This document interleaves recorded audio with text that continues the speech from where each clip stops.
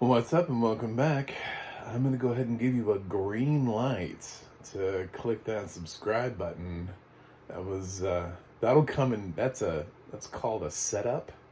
And I'm going to come in later and that'll make sense. So, with that green light reference. But definitely click that subscribe button.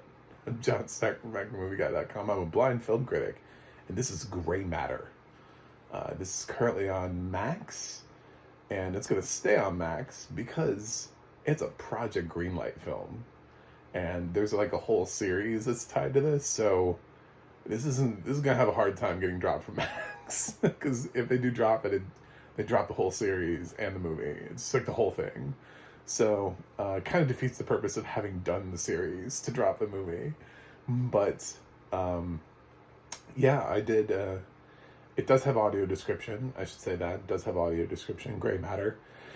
I watched Project Greenlight, the first episode, the new one with Issa Rae, Kumail Nanjiani, and Gina Prince Blythewood. And I was really excited. I was like, that's a great trio. If we're going to reboot it, great. I've never seen previous Project Greenlight episodes before. And I know that they've resulted in movies that got theatrical releases, like The Battle of Shaker Heights. But this one, it's like, congratulations, you get a straight-to-streaming film. I feel like you probably could have gotten that anyway, but you got one anyway.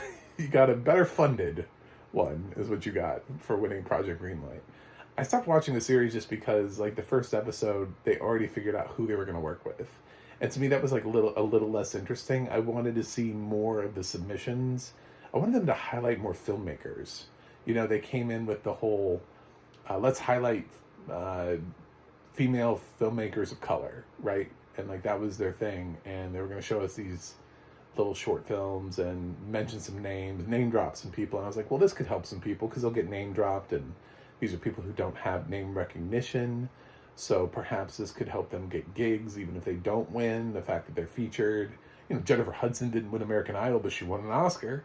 So I think simply having been on the show, but no, they just fly through the competition, and they're like, "This is our director. We count her. She's amazing." And I was like, I don't care about the rest of the series. I don't want to watch 9 episodes of them making the movie and then go watch the movie.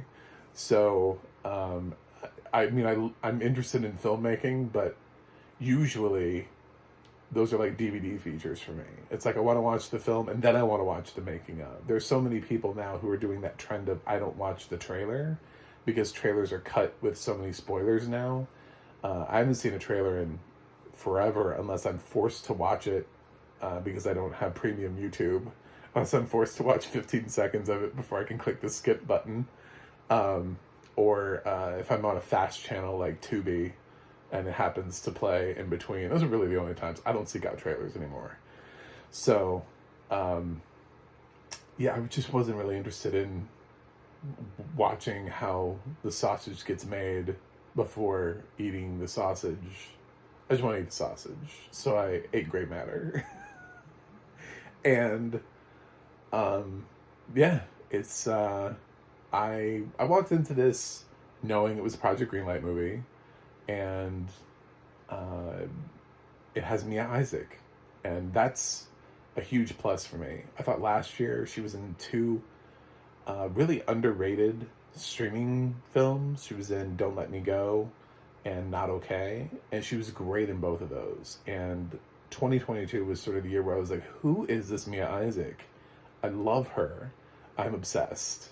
And I'm so happy to see her in something else again. And she's fantastic here again. Mia Isaac is somebody who needs to really just, her career needs to blow up. I'm loving everything that she's doing. She gets me excited when she's in a project. The only other recognizable actor to me here is Derek Gillehunt, who's been in a lot of things. Like a lot of things. He's been in a lot of things I didn't know he was in. He's been in some things that I remember him in, and some things where he was really supporting, like Winter's Bone. He didn't have a huge part in Winter's Bone, but he's in Winter's Bone. He's just not the person you remember from Winter's Bone. People usually remember Jennifer Lawrence or John Hawkes. He's in there. So I remember some of his performances, but he's managed to make a sort of a place for himself as a character actor. And he's arguably probably the biggest name in the film. I think Mia Isaac is kind of new. I don't think most people know who she is, but I think more people know who Garrett Dillahunt is. So, so the casting here is really low, which probably saved on a lot of money because this is a high concept film. Even though they were seemingly seeking out horror directors, everybody who were submitting things to them were submitting horror films, or like films that had at least a horror element to them. So, it has its horror moments. I'm probably gonna have to go into some spoilers here, just to let you know. I'll try to stay away from heavy spoilers, but a lot of the problems that I have with the film are at least spoiler related. So, spoiler adjacent, however you want to put that. And otherwise, it would just be me grading the film and being like, I didn't like it. Like, bye. Which is not helpful at all. But Gray Matter, it's kind of it's like a low budget superhero movie. That's the elevator pitch. Mia Isaac plays a young girl whose mother kind of keeps her off the grid. Both of them have powers. Mia is slowly being trained to use hers. She has powers that work in interesting ways. There are a bunch of different things that she can do. It's not just one thing that she can do. She can do a couple different things. She's learning how to, keep people out of her head, how she can lift objects. They use the term psionics in the film to describe the set of powers that these people have. And it's kind of a little bit like that. She's kind of like Jean Grey, I guess, a little bit. And she's trying to be a regular teen. There's this really cute boy, and he comes by and he talks to her, and he's her only friend. And they're adorable. And unfortunately, her mom doesn't want her talking to anybody. So, because there's people out there for them, and they're on the run, and they have to hide, and the world isn't safe. The kind of things that you would hear in a film like this about people who have powers. Yeah. Anyway, it was pretty standard stuff. I wasn't really like, oh, we're really taking this in a new direction. So they're hiding out, and she doesn't like that her daughter is seeing a boy, and when she finds out, she's like, we're moving. I'm like, God.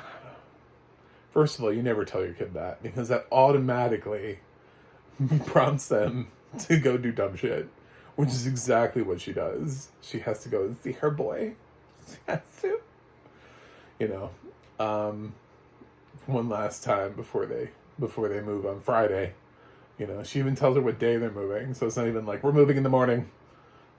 Pack your shit. Spend all night packing your shit. No, it's so, yeah, so Isaac's character, Roar, it's short for Rora, but I didn't quite get what, I think it's Ro. We're gonna go with Ro. Unfortunately, she never finds anybody called Wade, because that would have been such a solid subcontextual if Garrett Dillahunt's character had been named Wade instead of Derek. Hilarious. I would have given bonus points for that, now that I see that connection, but we didn't go there.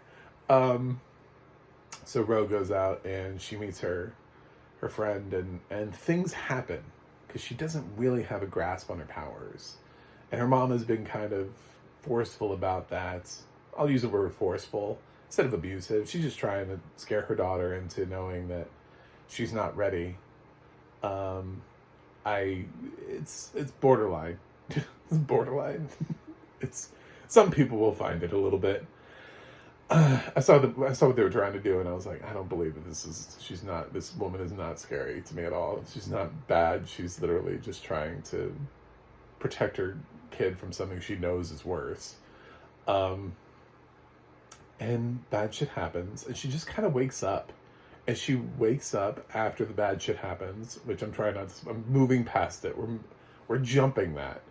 And she wakes up and she's in this new place. And it's like this nice sanitized facility. It's like she's joined the X-Men, basically. She's just like, she wakes up, and then Charles Xavier, Cara Delevingne, comes in the room and is like, "You're safe now. This is a place made for people like us." And I was like, okay, calm down. And the problem with this is I never once, one time, believed that Garrett Dillahunt was a good guy. The problem is that Garrett doesn't have a whole lot of good guy roles on his resume. He almost always has like complicated characters, like those that are sort of on both sides of the law, or you're not really supposed to like them. They're not really the hero. Even when he is the good guy, he's not the good guy. Like, he was in Ambulance last year, and technically he was playing a cop, and his cop wasn't corrupt, but you weren't supposed to root for him, like, you were supposed to be connected to the story of the two brothers. That was what you were supposed to be connected. Not Garrett. So, I don't think he was the right person to walk through the door, even though I like Garrett Dillahunt as an actor. I think it's like Zac Efron had walked through the door, somebody who we're not so used to seeing in those type of roles. It might have just kind of blown the expectation out the window, and Zac comes in and is like, "Hey, what's up? We're going to be doing a High School Musical in like 5 minutes if you guys want to join." Be like, "Whoa, what? We're in a completely different film now. I'm so excited for this part of the film." Instead, it's Garrett. I was like, oh, well, somebody's got to play the bad guy. So she wakes up in a facility. The thing is, anytime you wake anybody up in a facility, you have to actually really push back against the notion that this place is evil. It's never really a good idea to just suddenly wake up in a facility, especially after what just happens. So she's here now. And he's like, "Yeah, here's some new clothes, and when you're ready, talk." He's trying to be nice, He's trying to get that in there. However, I never, ever bought it, and the film needs you to buy it. The film needs you to buy this, and that's the biggest problem for me. Is that this whole part didn't work for me. It was sort of an exploration of like what happened with Rose's mom before, and a little bit of that backstory, and how these two got to know, how Derek and her mom know each other, and their past, their history kind of gets laid out. And I kind of think the whole thing would have been more interesting if, this is a weird suggestion, if Rose's mom had been killed off earlier in the film. Because if Rose had to really fend for herself and use all of those tools of the trade, maybe there's a way for her to connect with the memories of her mom, because she can do this thing where she travels through and speaks. And maybe there would have been a really cool way to like go back and pick up on little tidbits of information that would have helped her in the current situation, rather than actually having her mom being like shit and like getting in the car and like driving across to try to rescue her daughter. I love mother-daughter stories. I just think that this story would have been maybe a little bit better if it ended up being Ro trying to figure Derek out and having to use, her incomplete set of skills to the best of her abilities, but also kind of remembering the things that her mom had told her. I think sometimes when our parents tell us things our whole lives, and we don't always remember all of them until we're sitting there and we're like, "Oh God, what did mom tell me to do?" And you like try and like tap into that and try to get that memory. You're like, "Oh, she was standing there. What did she say? What's the thing that she told me? I was supposed to do what in this situation?" And that, I think, would have made for a stronger film with a stronger emotional core than simply just how the film lays out. I think they went the most boring, studio-friendly way with this film, which is not really what they should have done. You're a Project Greenlight film. You're supposed to be like a new voice of a generation, and I didn't feel like they really pushed back against anything. I feel like they just kind of made a film here, that really anybody could have made. It's fairly competently well made, and I appreciate the casting of Mia Isaac because I support the furthering of her career. And I don't think the film is bad. I just, when we're sitting here and we're trying, and these three people were trying to find and prove that there's this next great female director of color that's going to come through and be like the next Gina Prince Bythewood. I didn't feel that at all. I didn't think that there were choices made here that surprised me. I just kind of felt like everything was as I expected it. And probably the one thing would be, the most surprising thing was a head exploded. I didn't think we were going to go that far on the gore because the film hadn't really gone that far on gore. Up until this point, there was some gore, but not like head exploding gore. Do you know what I'm saying? Like, I was like, oh, that's something. Funny thing is, it's still TV-14, so I don't know how head exploding it really sounded like, but I did get it in the audio description. The audio description here is neutral. Recently, somebody I respect a lot was talking about thinking about the emotional tie-ins when you actually pick a narrator for a project. And I've been there. I've definitely heard the wrong voice on certain projects and been like, this is not the right narrator for this project. This person sounds like they're supposed to be narrating a child's film, but they're doing a romantic comedy. It's just, Treasure Planet had one of my favorite narrators, and it was just soul crushing because all of the magic was gone. It was like, it was narrated to bore you to tears, or just for adults. I didn't think kids would get that at all. So I've been there. Here, I think they chose sort of like the path of least resistance because they didn't really want to reveal what kind of film this was. In terms of, is it sci-fi? Is it horror? Is this a mother-daughter story? Where are we going with this film? So I understand that. The closest thing that I could come up with recently would be they cloned Tyrone. But even they cloned Tyrone felt more appropriate for the film. But they cloned Tyrone was also trying to be right down the middle because it didn't want you to know what the film was about.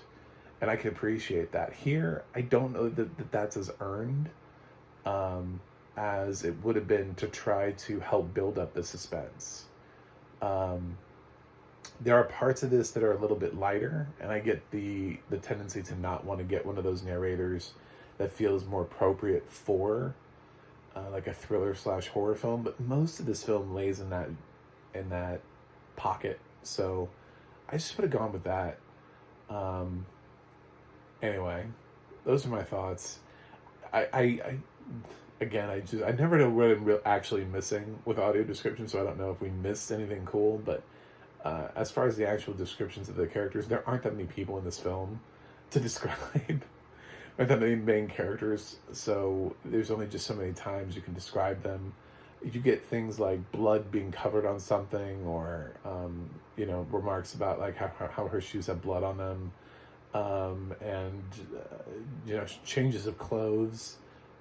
We get told what the new clothes are when they're put on, what she's now wearing, stuff like that.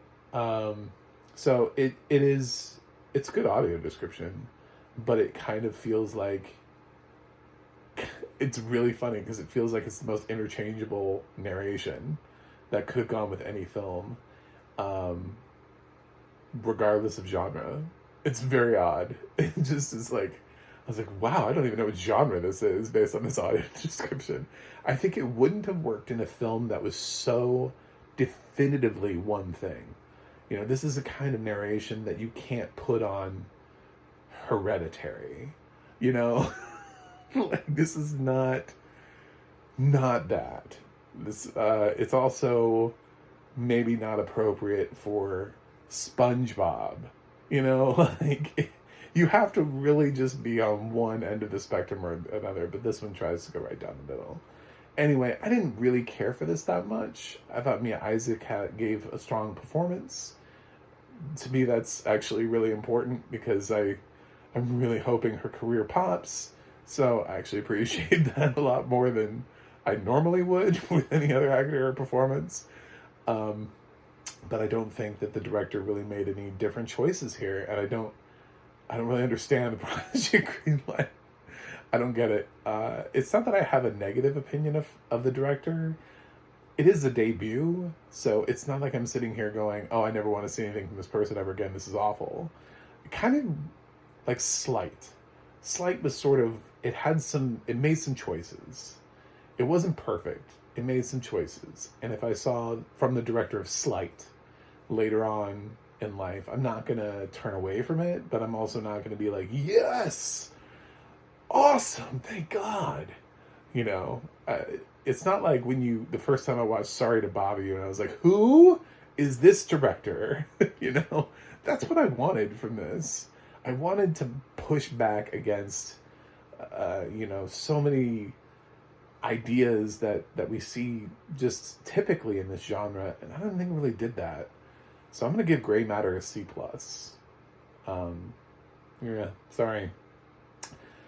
Sorry, Project Greenlight. And hopefully this doesn't affect Mia Isaac's career. If it does, I will literally be more pissed off than a C+. If this kills her career for some reason. Anyway, thanks for watching. Thanks for subscribing. And I have a website, MacTheMovieGuy.com. You can follow me on Twitter, Instagram, or Threads at MacTheMovieGuy. I guess X. Do I say X now instead of Twitter? I don't know. I'm going to keep saying Twitter because I feel like people know what I'm talking about. I feel like when I say X, people are like, what is that? You can also go to the Audio Description Project, adp.acb.org. It'll let you know what is audio description, where you can watch it. And you can go to the ADNA.org. That's the ADNA.org, where you can see who's narrating your favorite films and television series. That's it for me today, and I will catch you guys on the other side.